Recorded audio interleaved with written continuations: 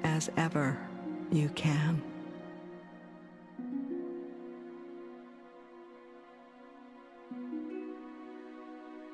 My wish for you is that you'll take the time to get in touch with and to remember your own good heart.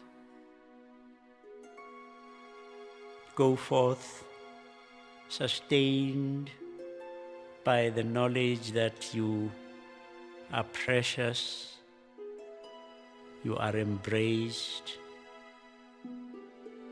able to go forth with a courage that is not your own, because its source is the source of all that is beautiful, that is good, that is true.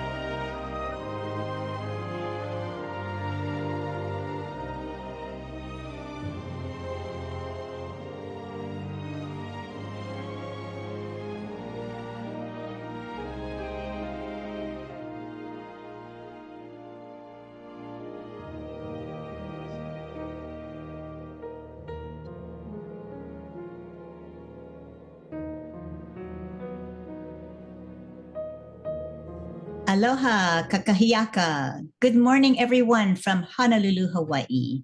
My deepest appreciation to Ben Bowler and the entire Unity Earth team, and the many co-sponsors and volunteers who made Peace Week 2023 possible. Peace Week marks the conclusion of the 99 Days of Peace through Unity program, which began in June during the annual celebration of World Unity Week. You know, planning and coordinating these worldwide events requires incredible coordination and commitment, and we applaud the efforts of Ben Bowler and his entire Unity Earth team. Today, I am pleased to welcome a panel of powerful, influential women to discuss women's perspectives on peace and their thoughts on women as powerful agents of transformation for peace. 2 billion people live in conflict areas today, and women and girls often bear the brunt of the suffering. Among the millions of war refugees and migrants, women are primarily responsible for feeding, sheltering, and caring for children and the elderly.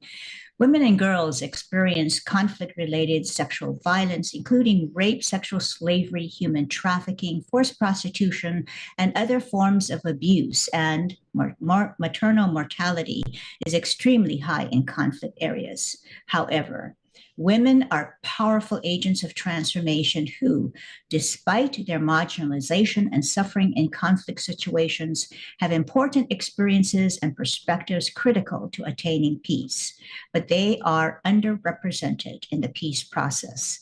This situation must change because peace cannot be achieved when half of the world's population is marginalized or excluded, including women in conflict resolution, peace negotiations, and rebuilding communities devastated by war is known to result in better outcomes and longer lasting peace. With their innate nurturing and concern about care of others, women are working for peace quietly and passionately, in many cases, not receiving any credit or acknowledgement. The four powerful women joining us today for this discussion are deeply respected and highly accomplished experts in their fields, each with a unique perspective on our topic today. They are Keisha Bush, Azza Karam, Manalali Aluli Mayer, and Deborah Sanchez. You will find their bios in the chat box as they begin their presentations. And I want to thank all of our panelists for joining today. So we will begin our program with Keisha Bush. Keisha, you now have the floor. Thank you so much, Audrey, and thank you for including me in such a wonderful panel with other amazing women and people who are committed to social justice and equity around the world and across the globe.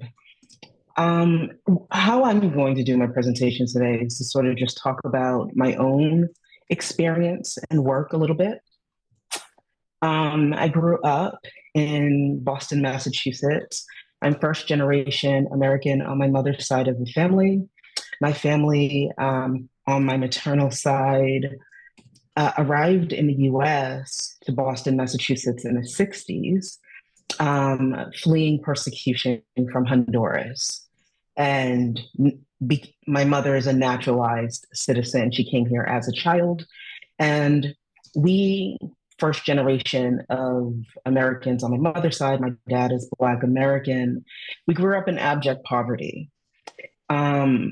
And when I often think about how I moved out of poverty growing up on welfare, and a lot of the violence, sexual violence, child abuse, to a space where I now, live in Massachusetts, after traveling around the world, and I'll talk about that in a second, I realized I don't see myself so much as, I see myself as someone who's activated. Hi, Peter. Someone who practices equity. I don't just talk about it. It's the way I treat everyone who is around me. It's on a daily basis. And I see myself as a navigator. That is my really new thing right now. We need him to just go full screen on Divider. I'm not fighting anything. I'm navigating this world in which we've all found ourselves. And when I see an obstacle, Hi, Peter. my question is, how do I navigate this?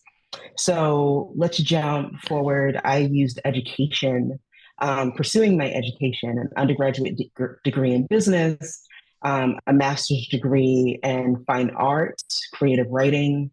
And now I'm at Harvard pursuing a second master's degree in religion with a focus in religion, literature, and culture. And my background, I wear many hats. So I have one background in communications and marketing, and I pursued that for 20 years. And then after a while working in nonprofit, Oxfam America, or Oxfam Great Britain, really, and then the LGBT Community Center in New York City, I decided to run off into the sunset and be an artist. And switched gears, and after living in West Africa for 4 years, decided to write about the Taliban in Senegal, who are a human rights crisis. These are children who are caught in a situation of child slavery and abuse. They have parents, but are given to a religious leader who, instead of teaching them the Quran, forces them to beg 12 hours a day, and they have to bring back the daily quota. And when the book that I wrote, No Heaven for Good Boys, came out with Random House in 2021, I found that this is going on in northern Nigeria and other parts of the world. And so I often like to play little sort of experiments with myself in the world. I said, you know, can I activate, right? Can I be an activist of some sort through traditional publishing? So No Heaven for Good Boys is a fictionalized tale of this very real human rights crisis. And the reason why I used fiction was to reach out to a greater audience, an audience that may not, like many of us, read the newspaper and become activated or read nonfiction. So I'm also, as I navigate this world, and interested in using like non-traditional forms of reaching community, reaching everyday readers and reaching everyday people. And along this journey and coming back to school, I ended up and am currently working with the FXB Center for Health and Human Rights as their head of communications. I see communications, I see my writing, I see the action that I take on a daily basis as a vehicle to support the work of others, to highlight and to elevate the work of others. And so I do that through my job, my 9-to-5 job, in terms of the programming at the FXB Center for Health and Human Rights.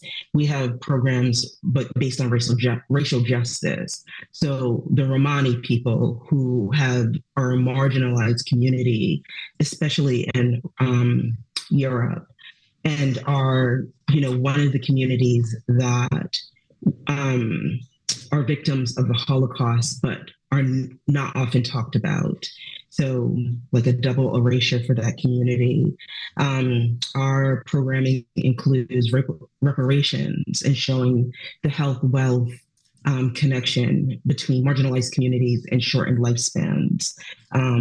Palestine, we have a Palestine program, and also distress migration. So looking at communities along the border and in Latin America and that movement. And then our last sort of focus is climate change and how climate change impacts the health of communities. And we can see that literally every week in the news.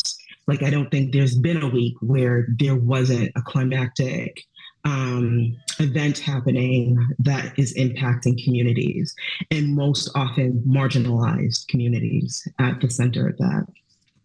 So how do we wear all of the hats that we do as women without sort of exhausting ourselves, right? And I think part of it is when I have reframed my work and my effort as the navigator, as somebody who's navigating this world, you know, if you end up going down the wrong road and it's a dead end, you turn around. You say, oh, I went down the wrong road. Let me turn around. Okay, I have to, you know, make a bit more effort to go back out onto the main street or the main road and then re-navigate my way to the place that I was heading. And I think if I can leave anything in this space today, is this sort of epiphany that I had about the work that I am putting into the world as this person who's navigating the obstacles around me. Yeah. And hoping not to run out of gas. And when I do, I stop at a rest stop, you know, like I take a rest. And, you know, what is self-care and how do we rejuvenate ourselves? Because we're not this endless sort of being.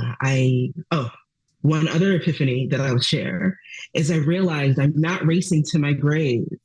I'm in a marathon, right? So this navigation is a marathon and I have to pace myself so that I'm here to continue the work that I'm hoping to put in the world and for others that I'm hoping to support. So thank you. I will end there. Well, thank you so much, Keisha. You've raised some really important points for all women and people everywhere, actually, on self-care and being navigators in the journey of life. So thank you so much. And now we have Dr. Azza Karam. And if you could please take the floor now, Azza, we'd really appreciate it. Thank you very much indeed. Audrey, this is a privilege to be here with you and with these amazing women. And I also want to add my word of thanks to Ben Bowler and Unity Earth for this amazing series of Sequence for Peace that we're all taking part in. I also want to, and I have to, begin by saying great gratitude and appreciation for the Siwanuk people on whose land I now stand in Westchester, New York. And I realize that this always will be their land and their spirit runs through it, for which I'm deeply grateful. I think I wanted to just, if you will, be a little bit of a provocative agent. Please bear with me. I think what Keisha told us sets us beautifully in terms of also the fact that one of the things women do almost as a natural state of affairs is multitask. We do plenty things at the same time. And it comes natural. It's like you don't even think twice about it. I'm doing this, I'm doing this, I'm doing this at the same time. And indeed, it begs the need for learning how to take care of oneself, which most societies usually try not to socialize women into. Like, women are supposed to be there serving, doing. That's most societies are structured that way. And so I think we get caught in this paranormal world of doing. And it actually is a skill to learn how to look after oneself. And it's not a form of narcissism. It's not a bad thing. It's an absolutely necessary thing so that we can continue to serve and to do and to love and to care and to nurture. And this brings me to my second point. This assumption that women are all good all the time towards each other and they save the world. Look, I love it. I really do. But it's so not true. I think it's important for us to acknowledge that women are human, and humans generally are not all good all the time, always for everybody. And sometimes there are ambitions, there are needs, there are cravings, there are situations in which there's greed, there's definitely hunger, there is disparity, there is inequalities, things that ultimately, just like with men, end up making the desire for power sometimes more than what we need to do with that power. And so this notion that women are all good all the time, I think just let's not put that burden, because there's a difference between humans and angels, I think, and women are human. I'm sure they have the predisposition to be angels, but I think women are human too. And claiming our human rights, which is what we are always doing, also requires us to step back and reflect on the fact that we too bear a burden of responsibility in the power dynamics that shape our world. We too have a responsibility in causing harm. This is not all good all the time, everywhere. And if we put that burden on any human being, it would be deeply taxing and deeply, deeply unjust. We should take responsibility for the fact that sometimes the most harmful of practices, especially traditional customary practices, are not actually perpetrated by men against women. Sometimes they're perpetrated by women against women, and sometimes it's done out of a deep care and concern for the protection of the girl. And so let's just be human, which also means take responsibility for the not so wonderful and not so terrific part. Because, and that's point number 3, when we deal in a world of diversity, which is quintessentially our world, it is important to understand that just as we are culpable and can be culpable, that also means that we are empowered to be different, to be nurturing, caring, healing, and all the good stuff. But you can't be all the good stuff always, because we do have to take responsibility for some of the things that are not so good that women do. One of the refrains I've been hearing, unfortunately, a little too frequently for my liking, is when women argue with other women, or there's a combat situation, or there's some issue of dissonance, then it gives so many of our most beloved male champions a chance to step back and say, well, it's what women do to each other. And that really, really upsets me. Because on the one hand, it positions us in this, they're always fighting with each other. That's so woman-like. And on the other hand, it divests them of their responsibility.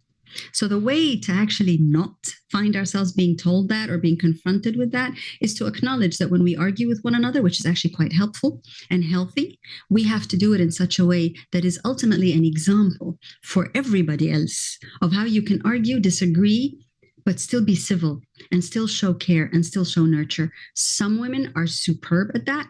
Many of us struggle to get to that stage. And actually, I believe, primary obligation to transform our societies is to be kind to one another, because we won't be able to be kind to one another if we are so busy being unkind to ourselves, and if we are so busy fighting and disagreeing with one another and tearing each other to pieces. So that was my fourth point. And my fifth and last point is just to point out there is a wave of transformation happening in the world today, where many more women are in different positions of authority, responsibility, and as change makers. It's a trend that is unstoppable, and it is happening, and we're living on the cusp of this trend. The new normal is women in charge, which also means two things. One, that the resistance against us, the misogyny, is and will be at its height. And two, that if we don't start being different in our disagreement and dissonance with one another, we will tear each other apart even more. So there is no time like now to take on board the responsibility that just as we can heal, we can make war. And because we know we can make war, we need to be able to heal oneself and each other before we think we can heal the rest of the world.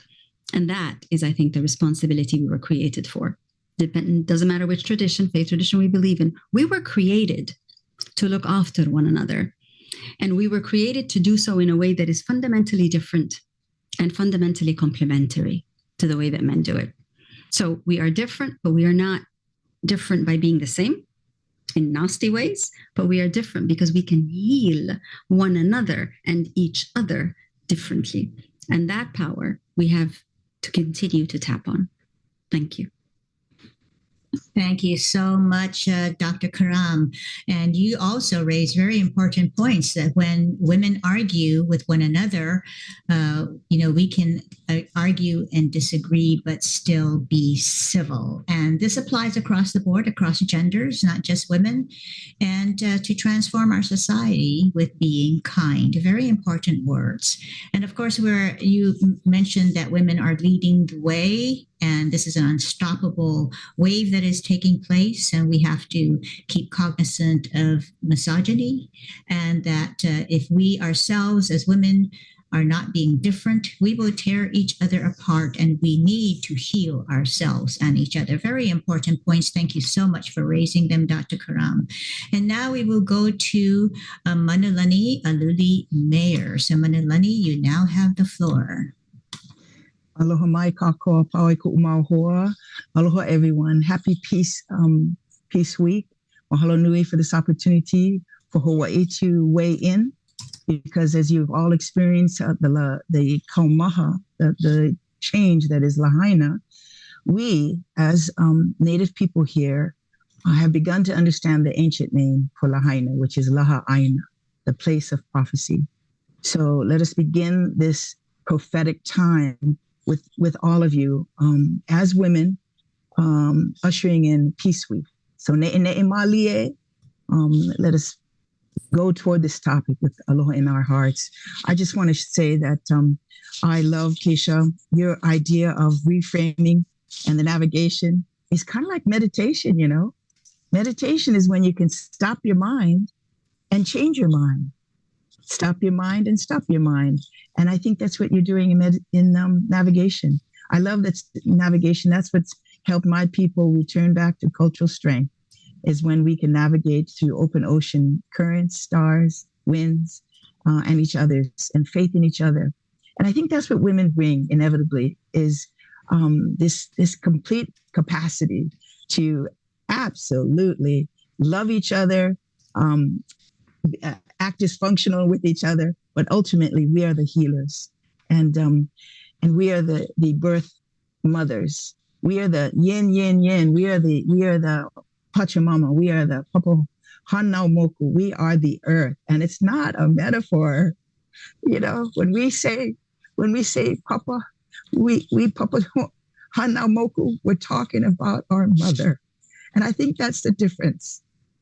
And women carry that capacity. So, Keisha Mahalo Nui for becoming a navigator, because that is special.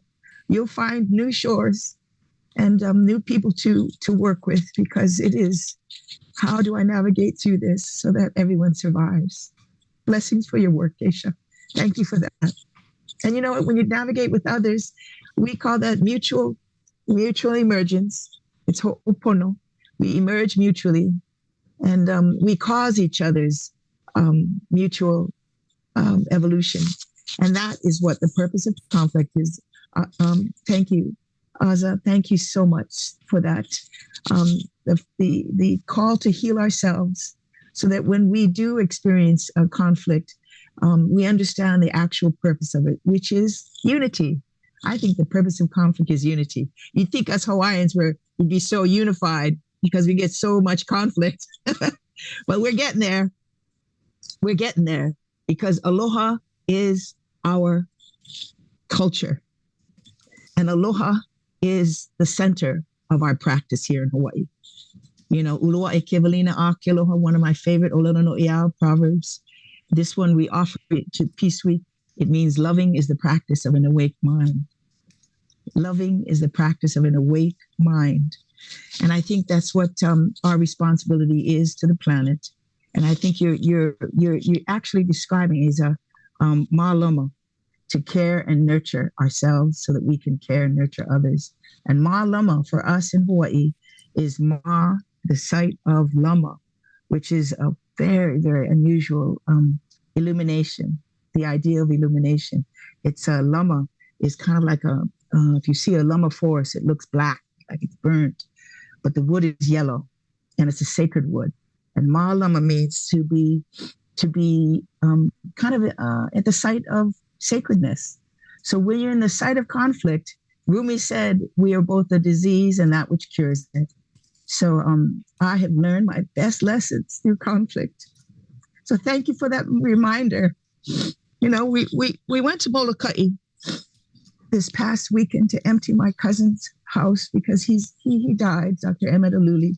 He helped bring Kaho'olawe, our island that was bombed. He and his partner, Daviana McGregor, were so instrumental in bringing our island back. They would occupy the island almost every month for years, 40 years. So emptying his house filled with the Protect Kaho'olawe Ohana paperwork, the Pele Defense Fund paperwork, and all the things that he's done was so mythic and so, you know, it was laced with tragedy because we heard two of our friends had killed themselves this weekend. So we are always in an onslaught of sorrow. But, you know, when that navigation kicks in, Keisha, and when we understand the purpose of what kaumaha means or what grief means for us, we are women. We are the receptors. We are the communion. We are the rise of humanity. We are the rise. You know, a kupuna said to me once, she said, Manu, don't worry about the men and women thing, just women. Yeah, and they're talking about wahine. You guys, we just got to know what for tell the man. But we better have a vision. We got to know what for tell the man. So what are we saying this week, in this Peace Week? I want to bring forth the primacy of aloha, the actual core of our primal energetic transformation is not a strategy. It's a way of life. It's a way of nurturing. It's a kindness that people remember for the rest of their life.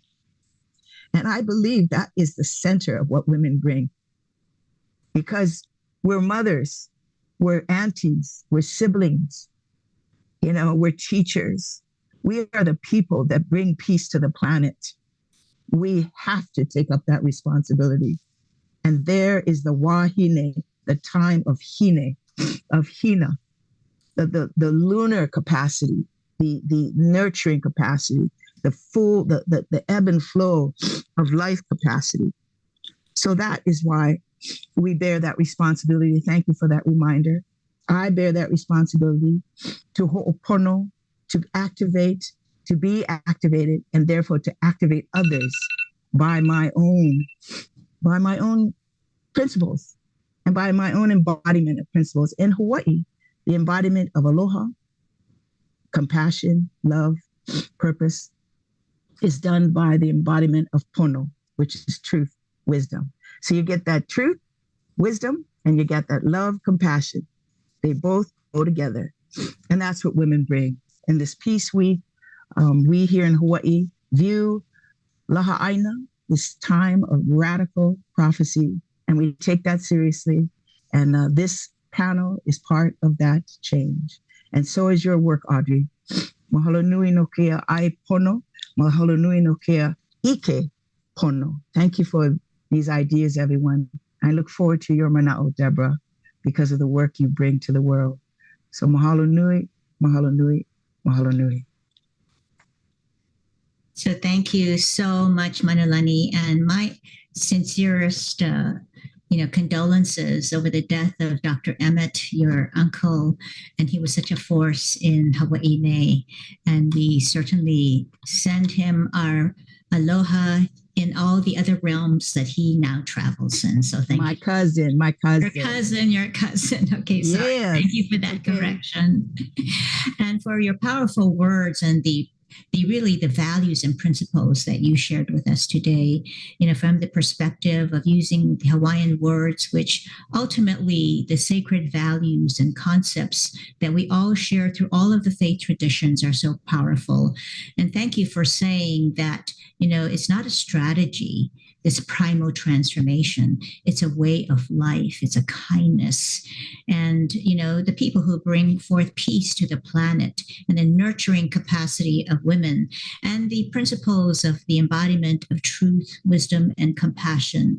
And that's what women bring, at this time of what you called radical prophecy, and that this panel is part of that change. So thank you so much for sharing that. Just beautiful. And now I'd like to turn the floor over to Deborah Sanchez. So Deborah, please, you now have the floor. Oops. Hakukichi chanti ke kikikich, shakswalal kuku kaktis moech wala santi kaktingles, kapanish umolo ki swahihi nakalamo ilimu, ka kapanish akimok etono, otam ke evraramui. Kushishi Snakuti, I'm happy to see you all. I wanted to introduce myself in one of the Chumash languages, the Smuich language, and I'll tell you why. Because I think regaining our languages as indigenous people from all over the world helps to solidify our worldview. We have been there through many, many years, and in particular, women, I agree with what Audrey said earlier, have been the victims of oppression, of violence. And I believe that global peaceful transformation really begins with us, right? And this worldview. So I was lucky to be born into a family of storytellers who looked at the world quite differently than the people that were around us. And I think at a very young age, I realized I didn't really fit into the places that were, like, say, in Los Angeles, where I grew up primarily. And then I did live for a short time on the Morongo Reservation with my grandmother. But I think feeling different has you question, like your being, your purpose. And I think as a young person, you think, am I supposed to be going in a different direction? There were times when I was young and in ceremony where I thought, we're praying for the whole world and there's 8 of us here. How can that be impactful to an entire world? And it was until I was a little bit older, I realized it actually has a huge impact and how we see things, because the things we get involved with as women, the things that we do, how we treat one another, how we treat our animal and insect relatives, how we treat Mother Earth, Kiaswani, is really, it really is impacted by how we see the world and how we interpret the world. So those are very, very important things. And I think, so as a part of the 7th Generation Fund, for example, we have a program called Thriving Women. And we have a lot of different affiliates that do different things. So for one program that has been funded was having home births, and that bringing those people back to those traditions. And for a lot of Native Americans and others around the world that had been sterilized in the 1970s without their knowledge or through coercion or lack of information. And so, becoming into a facility had been kind of the norm, but actually having your child at home in a traditional way had not been the norm. And so people were out there taking that option with the sisterhood around them, and not only that, but also we've looked at domestic violence. We talked about like how we interpret. It's my belief that as women, we interpret the world somewhat differently. I know that there are exceptions, but I do think that because the way that this world works is that we're often looked at as a second-class person, even if it's subtle, even if it's subconsciously. Even when I was a lawyer too, I know that not only just my gender, but my look, how people interpreted me. I was either the interpreter, I was the clerk, I was somebody there to assist, but I wasn't the lawyer, and I certainly wasn't the judge. And as we go through our lives in the individual things that we do, I also think that has an application for that world peace. I want to just give you one example. I'm a supervising judge in my courthouse in Los Angeles. And recently, within the last year, there was a manslaughter case where a woman killed a young man. The family came in and they had a whole PowerPoint presentation on his life. And the woman was pregnant. So at the time, we waited until after she had her child to bring her back into court. And while this presentation was ongoing, I felt very, very sad for the victim's family. But I also felt a deep compassion for the woman who had killed that man, the young man. And as she sat there sobbing in court, I also was moved, and I was crying. The tears are dripping down my cheeks. And one of the things that I said was, if this is a situation that could have been avoided, and I feel compassion for everyone. And I also talked about myself as a person, as a human being. Yes, I have a role as a judge to deal with these circumstances, these criminal cases that come before me. But as a human being, I see this picture, this bigger picture.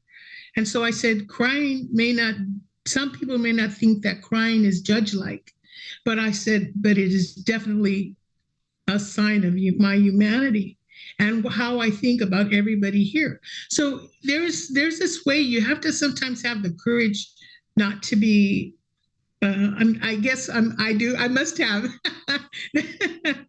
because in many of the aspects that I'm different than other people.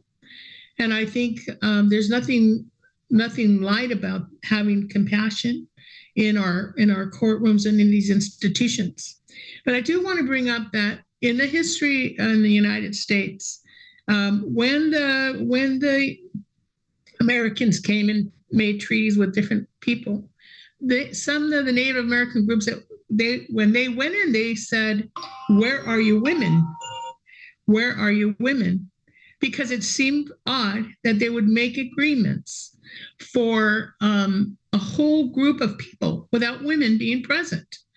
It's the way that the settlers came and looked at us has had a long lasting impact, not just in the United States, but all over the world, because that has affected us in how we see each other as human beings. And even in our language, there's no word. It doesn't specify by gender. It specifies as a person, right? As a human being, which is very different than English.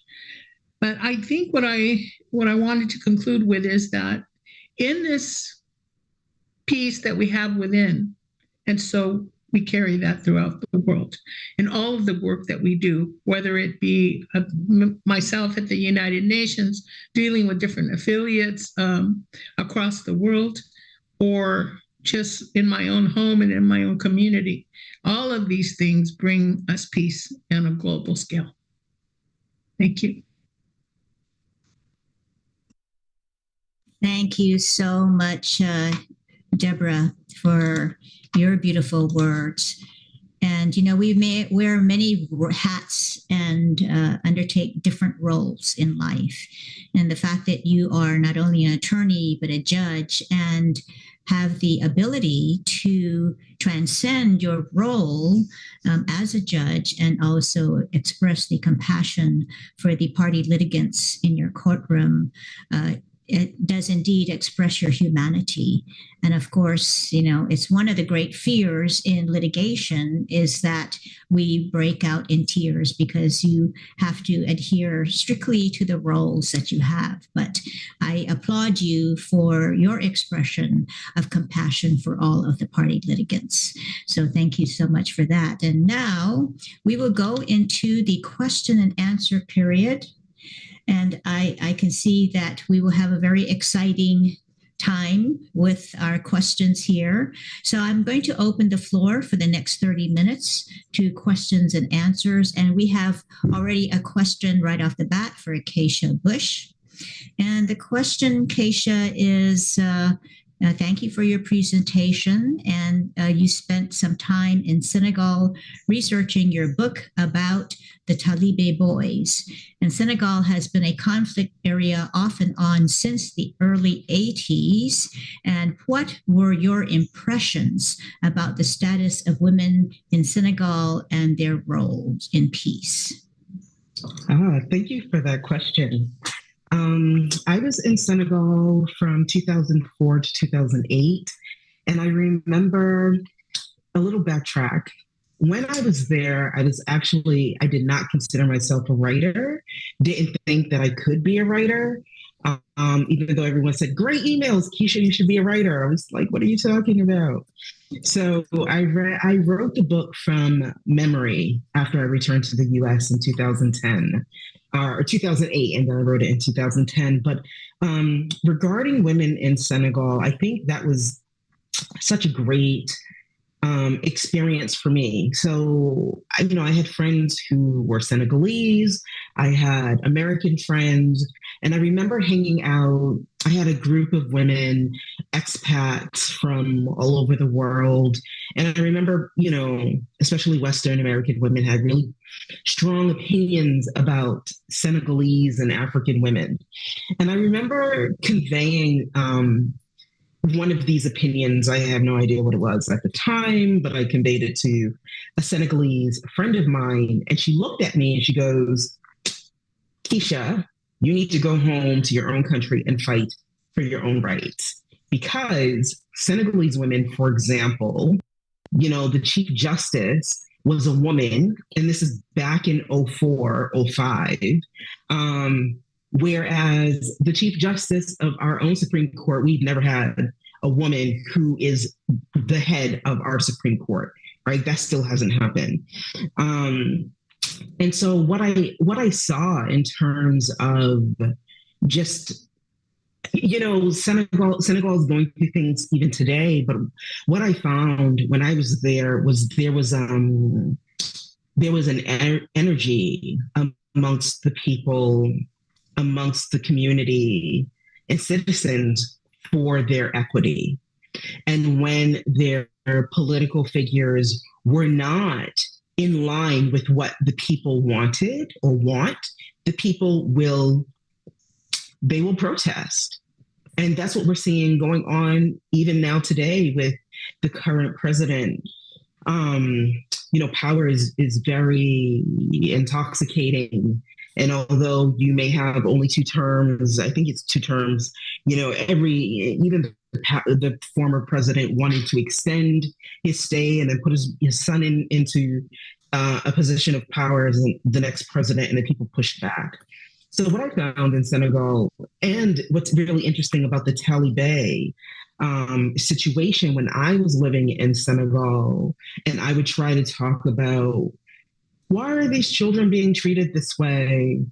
I found that like the older Senegalese community, older Senegalese folks were just like, this is tradition, don't talk to me about it. You're a foreigner. And then I would go to my younger Senegalese friends and be like, oh my God, this is terrible. And they were like, yeah, I know, but really quiet. And now there's been pushback, and the needle is pushing towards more justice for the Taliban. There are grassroots organizations that have been started by Senegalese people, which I think is what should happen, right? We, as a foreigner, as an outsider, I can't make change in Senegal, but I can try to uplift. I can try to support. Like that's my role in any fight for justice, because I need to fight for my own justice here in America. And so, long story short, women are driving the change in regards to the situation of the Taliban. It's women now who are being more vocal. And through that vocality and through that vocalness, they are pushing back against this tradition that was so taboo to touch on. So women as change makers, like everyone has already said, I think we have this fire in us. And when it moves in cohesion, we can definitely, change things for the better. Are they 100% there with the Taliban in Senegal? No, not yet. But it's way better than when I was there in 2004 and 2008. Like you can talk about it and not get shunned or told to be quiet. And how dare you? But thank you so much, Keisha. And now I'd like to pose this question that was raised to Dr. Karam. So there's a thanks to you for your presentation. And the question is, in general, do you feel feel religions are supportive of women as peace advocates? And if so, can religions be role models of how to respect and include women in peace negotiations, or do they cling to patriarchal ideas and traditional roles? Gee, how long have we got? Thank you for that question. I think I would say, first of all, we can't speak to. There's religious institutions, churches, mosques, synagogues, temples, each very, very diverse and very much of an institution. There are religious leaders. Sometimes they're in institutions, sometimes they not belong to institutions, but they're ordained, or they are not ordained, but they are working as faith leaders in their communities. There are religious non-governmental organizations that are doing humanitarian and development work. And then there are communities of faith. So when we speak of religions, it's important to understand what we're referring to, because obviously all of these are not the same. Now, having said that, if we look at almost all the holy books and the narratives that the faith narratives in different traditions, there is a very central role for women and men. They're both created, both integral, both necessary. One doesn't function without the other. So if we assume that men are important for peace, then, well, the other half too. Thank you very much, because they can't do it on their own. So that's just a very basic logic that is actually inherent in the understandings of most, if not all, faith traditions. The challenge is that religious institutions are not necessarily the most women-friendly structures going. And it's not surprising because usually most institutions are not really women friendly. You have to make them, you have to transform them, as the judges and the lawyers and the politicians and members of parliament will tell you. They enter into these very male cultural spaces. They're not just male dominated. The cultures of those spaces are very male-ish, and they have to change them and transform them. And that's not easy because institutions are extraordinarily resilient entities. So religious institutions are slightly different than faith traditions, than holy books, than the way people live their faith. So yeah, I think it's important that we take those nuances and discrepancies into account and realize that we are born with two hands and we are men and women, and it's kind of hard for any community to be all male or all female for that matter. We need one another. And so wherever men are supposed to be integral and necessary, that's also where women are supposed to be integral and necessary. It isn't just about faith, it's about the basic thing to all faith traditions, which is reason. And by the way, the basic thing to that is emotion. So thank you so much, Azza. And we have a question next for Dr. Meyer. And the question is, can the Hawaiian tradition of Ho'oponopono be adopted in concept or in part in larger context to foster peace in a community setting? And maybe, Manilani, you can share, first of all, what is Ho'oponopono? Mahalo nui for that question. Ho'oponopono is our ritualized way of communication so that we can reestablish good relationships. And so we heal through this ritual way of communicating. It is not what is currently seen throughout the world as a statement, slogan. But, if you can say to people, I love you, I'm sorry, forgive me, thank you. If you could start with that, that is the beginning. That is the vehe, the opening of a Hawaiian ho'oponopono, because you have to enter into a discussion of relationality and forgiveness with a willingness to be a part of that process. But what the short answer to that, Audrey, is yes and no, because ho'oponopono in a Hawaiian setting, one of the 5 main tenets that we all agree to is that you have to be willing to reinstate your aloha for one another. And if there was no aloha in the first place, because you don't know them, you don't care for them, there's no aloha to return to. So when they tried to get us to do ho'oponopono for the mauna of us protecting Mauna Kea, we said no, or the group said no, because ho'oponopono is for people that had once loved each other. And so it's not mediation. It's not a panacea for everything. When you use pono to get back to pono, ho'oponopono means the activation, which I love that word, Keisha, to activate truth or relative truth to get back to absolute truth, which is loving. And we do that ritually through communication, through the kindness of our words. It is facilitated by a haku, a facilitator. And it is an authentic way of getting back to right relationships. So no, it's not a panacea for everyone. But yes, the aspects of ho'oponopono can be used by everyone. So when we bring the idea of mihi out, mihi is our word for forgiveness, but the ancient understanding of mihi is to mentor. And at the center of mentoring is love. And so we can practice mihi with each other when after a meeting or after a class, people actually summarize what they've learned from each other. So in my classes, we mihi at the end to practice oracy, to practice authentic thinking and centering our intellect in our heart.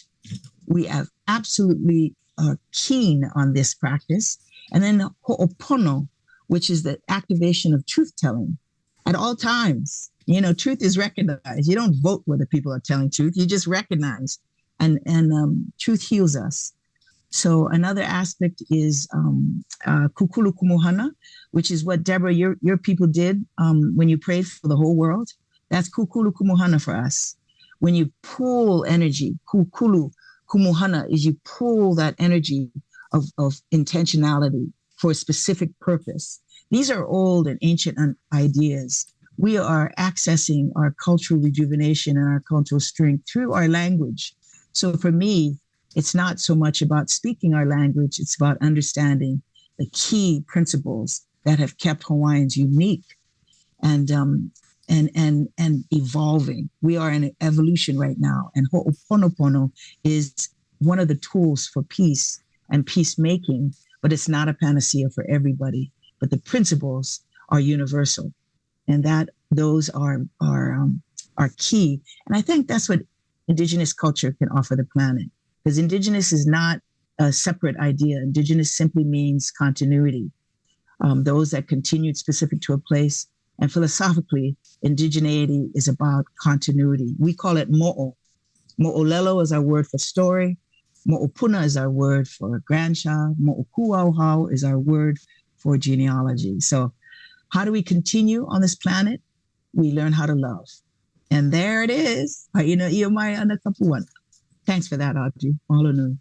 Thank you so much. That is the important L word that may we hear more and more of every day that we live, saying it, thinking it, and putting it into action. So thank you so much, Manilani.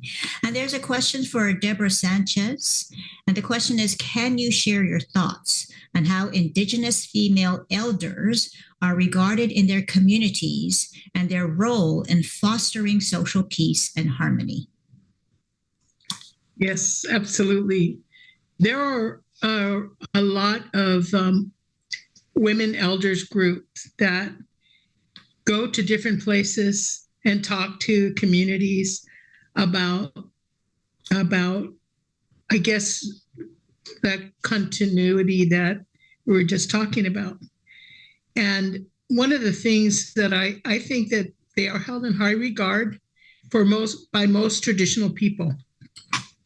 What I have seen in communities is that if people are coming back into their culture, they're not as receptive to the women elders or to any elders.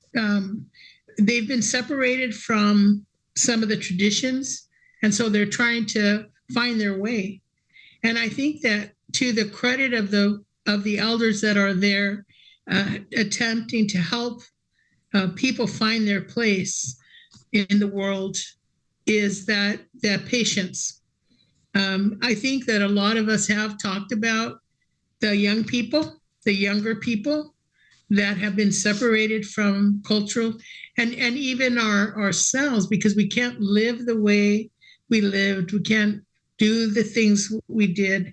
And part of that has to do with a lot of other things like pollution. And so I do think that women elders hold a place for traditional people, and the more traditional, the more high regard they're taken as.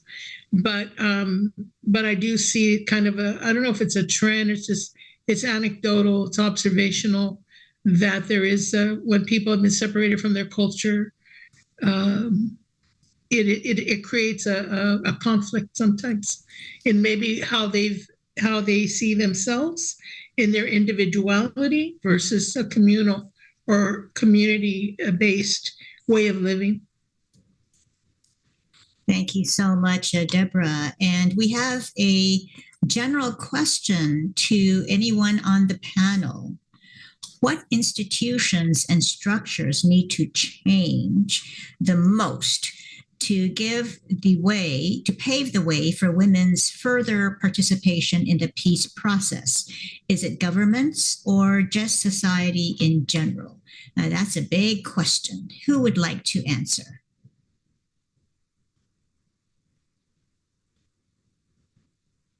Now our panelists are being shy. Let's not be shy. I'm sure you all have very powerful perspectives. Okay, Keisha. Okay, I'll just put one out there. I think there are two ways to enact change. You can do it from the ground up, or you can do it from top down, right? In terms of how do we change this how do we enact change that impacts everyone. And in my opinion,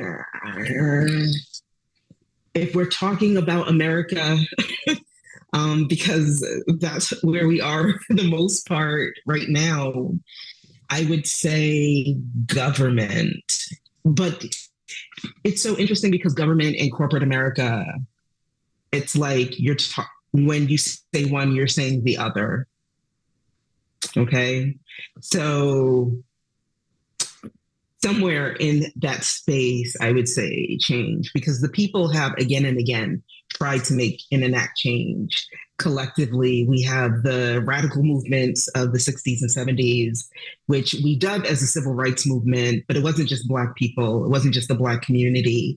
It was the Native community, the Mexican community, the LGBT, the women's movement, the Catholic, I think it was the right. I mean, like everybody was activated at that time. And then our most recent sort of movement was Occupy Wall Street, in that it was bringing and it brought people from every different background and walks of life. And I was talking to a friend of mine and she goes, yeah, the reason why Occupy Wall Street wasn't successful is there was no leadership. And I'm like, no, it was a collective and very organized movement amongst the governors and mayors across the country. And they coincided in cracking down and using land laws to move the activists all across the country off of public land. And so we know the people can come together. We know the people can come together, activate and cause worry for corporate America, which therefore then translates into our political structures of our government. So I don't know, really. I guess my answer is the thing we call government, which is also corporate America. Okay, well, that's interesting because there's a lot of analysis that is being more seriously undertaken now, and the role of corporate America and transnational corporations and the whole globalization movement and the impact it has had not only on ourselves and our well-being, but on the environment as well. So thank you so much. And of course, these are huge questions. And unfortunately, we had very complex questions that go from Morocco to Ukraine and Lahaina and Libya, and how does that impact the quest for equality for women? But unfortunately, we only have 80 minutes for this panel, and I would love to be able to hear your thoughts on these complex questions and the intersectionality on all of these different, seemingly disparate incidences arising from climate change and how that impacts women and all of us, frankly. But in any event, I'd like to end with a question for our panelists. That's a general question, but the question is, do you have any thoughts on how we as individuals can become peace brokers in our own lives and communities? So from the global challenges, we bring it to the personal, and who would like to answer that question? Yes, Azza. I think we have to be diligent in insisting on loving one another. At the hardest possible times, in the harshest possible moments, when things are absolutely tough, we have to remember to feel the love for one another, including for those who hurt us, who abuse us. We have to remember to focus on the love for one another. That is my humble opinion. Thank you. Here's that powerful L word again, love, love. And I do recall 4 people from Liverpool who said, love is all you need. So very important words. So in any event, I will now give an opportunity for each of our panelists to give their conclusory comments, what they would like the audience to remember of your powerful presentations today. And so we'll have 3 minutes each to give your conclusory comments. So we'll start with Keisha. Go ahead, Keisha. Thank you, Audrey. Thank you, everyone on this panel. This has been such an uplifting an energizing experience for me in the middle of a very busy week. I know everyone has so much on their plate, and work can feel it can get demoralizing sometimes without rest. But there were a couple of things that everyone on this panel, Azza, Menulani, and Deborah and Audrey have mentioned. And one of the things that you all have all mentioned is kindness and the importance of it. And somewhere along my own journey, I learned that I decided that I choose to be kind. It's a choice. Even on my most tired day, when I'm not talkative, I'm naturally kind of a moody person. You wouldn't see that right now, but I am. And, when I'm not in a chatty mood, I still say thank you, right? That came up. I think it was, yes. Manulani, you mentioned, I love you, thank you, forgive me, right? I practice forgiveness for myself, and through my self-practice of forgiveness and forgiving myself for the harm that I've caused and the harm that I didn't know that I caused other people, I'm able to practice that same forgiveness for others. When I practice kindness, I try to practice kindness for myself, and therefore it's a practice. One of the things that another thing that I practice is joy. So hear me out for a second. I practice joy as a radical form of protest to the inequity and injustice in the world. And it's oh, are you fake happy? I'm not fake happy. I'm really angry, actually. But I'm a joyful rage. Can my rage also be joyful? Whether I'm cracking jokes about it or just acknowledging, because we do live in a really inequitable world, but anger and holding that anger and giving it space and real estate in your body literally causes disease, and it will kill you. So this idea that I'm not racing to my grave, we live in inequality and then I'm going to die, and you never know what's around the corner, but I'm not trying to rush there. So how do I run this marathon or walk this marathon? Yeah, I'm going to walk it. But, and how do I do that in a way that is caring for this body? I remember my brother gave me a very beautiful bracelet years ago, and I was so gentle with it, and it was in a velvet box, and I would put it up in a closet in a special place. And I realized I don't even treat myself that way. So now I have to treat myself like this precious stone, this precious being that is in the world. And one of those ways is by practicing joy, right? And finding moments of it. And it doesn't mean that I'm not serious and I'm not solemn and I'm not trying to put good work out into the world, and my heart doesn't break for all of the suffering that I see around me. But then what I do is I feel it in my body, I let it sit there, and then I try to use it as some form of energy to bring joy and kindness into the world. But it starts with me. So I practice joy, I practice kindness, and I tell the people that I care about and whom I love, I just tell them, we're not a culture where we just go, I love you to people we're close to, but I do it, yeah, I really love you. Okay, I'll see you soon. And now my friends and community, they say it back to me, and that feels so good. When someone says, I love you, I'm oh, I'm loved, So that is my 3-minute summation. Thank you. Thank you so much. Oh, I love hearing that love word going all over this panel, and all the people who will be hearing it on this broadcast. So thank you so much. And now, Azza, you now have the floor to give your conclusory remarks. Okay. can you unmute yourself, Azza, please? So sorry. Remark number 1, what Keisha said.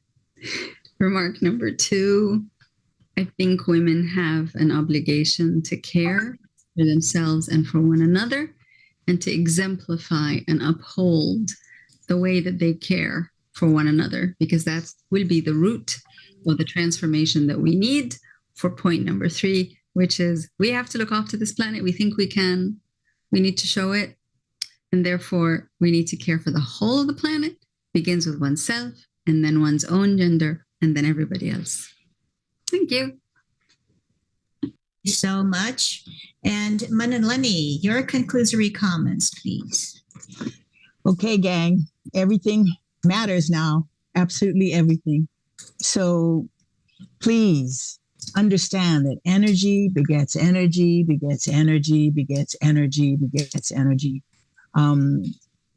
We are not isolated. We just think we are. We are not disempowered. We just think we might be. We are way more powerful than we can ever imagine, because we're infinite, energetic, creative, light beings. So here in Hawaii, we're practicing Awamo Kuleana. Awamo Kuleana means a channel, energy channel of winking vaginas. I love saying that because it's a channel of procreative joy that gets turned on when you're doing your excellence and I'm doing my excellence. And it better be different from yours, because we are the same differently. And you have to say the energetic field of wholeness in all thoughts now. It's always been whole. So Awamo Kuleana metaphorically and spiritually means collective transformation through individual excellence. Through individual excellence. We transform not because, I'm such a badass. It's because we're all badasses together. And we have to connect and find each other. And that's what women do brilliantly. We do it because communion is our superpower. Relationality is our superpower. So heal yourself, everybody, and begin to feel the energetic center inside of you. Like Rumi always says, be source, not result. Be source, not result. So Maukelo no Hawaii, there's always love for that expansive and infinite process we know called aloha. So please learn that L word, but here in Hawaii, it's called aloha. Ulua e kevelina a ke aloha. Loving is the practice of an awake mind. Let's awaken together during this Peace Week. Mahalo nui. Thank you so much, Manalani. I just love that. Loving is the practice of an awake mind. Those are beautiful words to remember. So thank you so much. And now, Deborah Sanchez, your conclusory comments, please.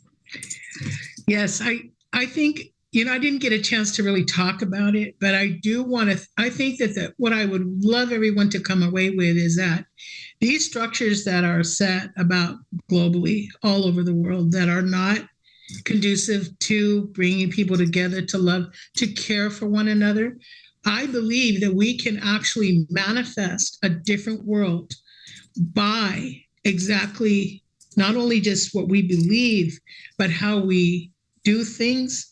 And you can just imagine a different world. And I don't think that that's too much.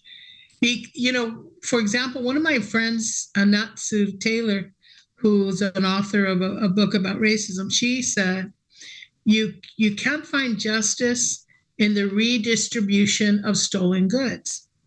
So I think what I'm trying to say there is that there is an inherent value in the love and in the earth and in people that I think is not getting its due. And if we look at a world that's so different from maybe what we see right now, where there's a lack of understanding, there's a marginalization of people or categories of people that we can change. And that's also in an elevated mind, how we think about the world and how we think about each other. And that part can absolutely manifest itself in a global change and a universal, actually, even in the universe, because of what we're doing on a daily basis. Elevate your mind, elevate the world. Thank you. Thank you so much. And of course, it is our personal responsibility to do our best to live what Mother Teresa said is the only religion, and that is kindness. And every moment that we live, we have an opportunity to be expressions of that kindness in every living thought, speech, and action. So thank you so much. You know, it's been 23 years since the United Nations adopted Resolution 1325 on women, peace, and security. And it acknowledges the impact of armed conflict in women and girls and affirms the critical role of women in preventing and resolving conflicts and promoting peace and security. And we've heard so much this morning, and we have been so privileged to hear the powerful words of our women's panelists on this whole aspect of the role of women in peace and security globally.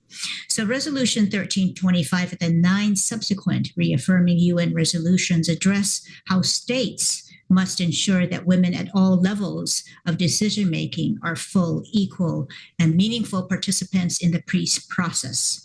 And the resolutions also call for measures to protect women and girls from abuse and sexual violence in situations of armed conflict, and aim to remove the social, cultural, and political barriers to women's full participation in the peace process. However, gender equality continues to be a challenge, and it is this persistent challenge, through unhealthy patriarchal norms and attitudes and the unequal power dynamics at all levels of society is of great concern. So breaking down patriarchal traditions requires persistence, perseverance, and ongoing education to reinforce the truth of equality and women's rights. And so the truth word has also come in very prominently in today's conversation, because to live life in alignment with your values, your innermost values, requires this integrity of relationality with yourself and everyone in your life and all of life itself. So if the goal is lasting peace that embraces the basic human values of safety, security, abundance, health, and love, it is critically important that women's voices are heard in the rooms where the road to peace is determined. And I really want to express again my deepest appreciation to Unity Earth, Ben Bowler, and your entire team for creating a forum for this important discussion, which we just had today. And my gratitude to our 4 speakers for taking time out of your very busy days to offer your perspectives and insights today.